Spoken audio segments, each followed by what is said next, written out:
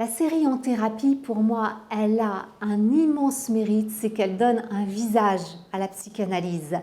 D'abord, quel visage? Parce que je trouve le casting est extraordinaire. Cette série rend très bien compte de ce qu'on peut dire à un psychanalyste, du type de questions qu'on lui amène, ce qui est moins conforme à la réalité.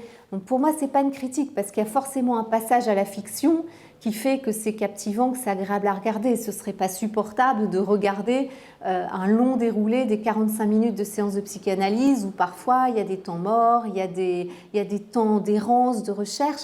Il y a une petite note qu'il n'y a pas dans le rapport entre un psychanalyste et un patient, c'est cette agressivité.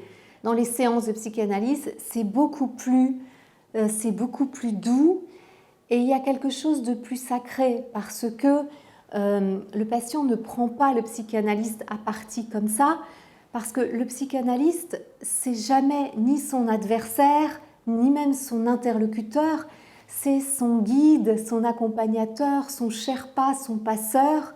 Donc, en général, il veille à ce que le rapport reste vraiment harmonieux, même s'il y a des moments de tension, d'émotion dans ce qui se dit. Donc ça, c'est la vraie différence, à mon sens, avec la réalité. Une personne qui souffre a besoin de comprendre ce dont elle souffre.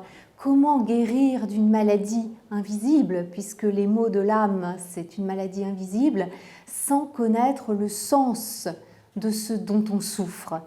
La psychanalyse commence par donner ce sens et la psychanalyse permet d'apprendre le code d'un lieu très particulier de la psyché qui est l'inconscient.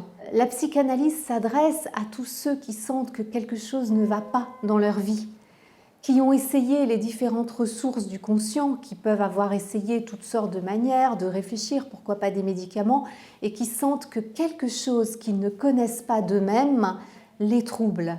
Freud s'est séparé de l'origine de la psychanalyse pour apporter autre chose précisément que la médecine n'apportait pas. Au moment où Freud a inventé la psychanalyse, la médecine était en train de morceler l'être humain, de le diviser par organes, de l'éclater sous divers regards d'instruments. Et Freud, en fait, a abordé l'être humain, l'homme qu'il y a derrière chaque malade. Il y a quelque chose d'un art de guérir qui est beaucoup plus mystérieux qu'un protocole de guérison.